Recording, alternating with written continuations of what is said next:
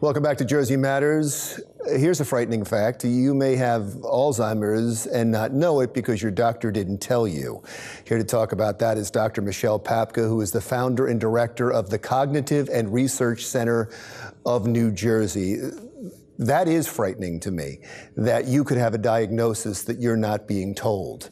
But that's happening. Why is it happening? It's true. So we know that less than half of people who have Alzheimer's disease are ever told of their diagnosis.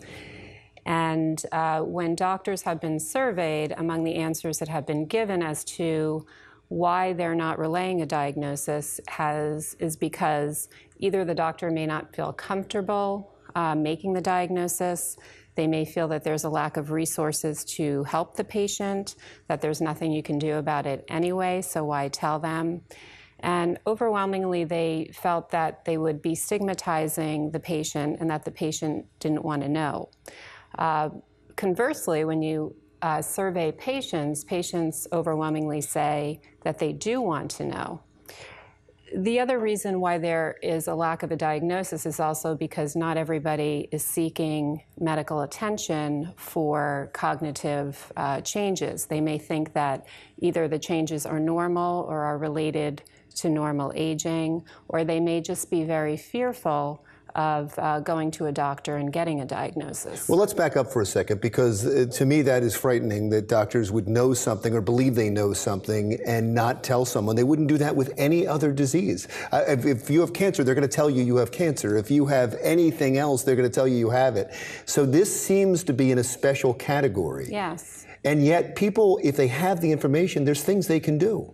Yes. Right now, we have some FDA-approved drugs that are not necessarily known to slow the progression per se, but that may help with some symptoms for some period of time. We also have explosive and mounting research, including clinical trials, where there are many different compounds that are being tested that may be disease modifying, meaning that they may actually change what is going on in the brain. They may stop these plaques and tangles that are forming in the brain of someone who has Alzheimer's disease. And unless we have that research, we will not arrive at a cure. And so there are many opportunities for people to participate in experimental research that may offer them access to a potential drug that may be helpful.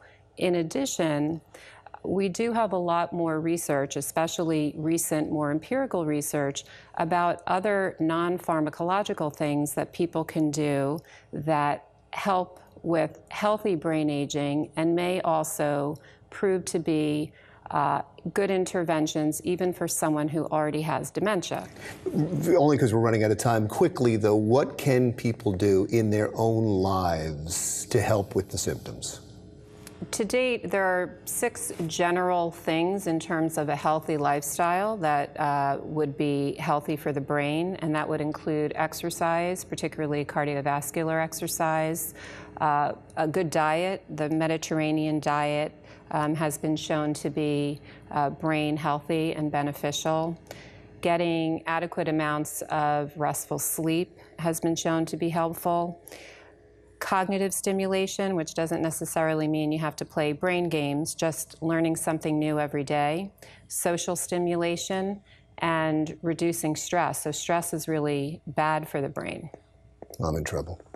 Thank you. I appreciate you being in. Dr. Michelle Papka, founder and director of the Cognitive and Research Center of New Jersey. When we come back.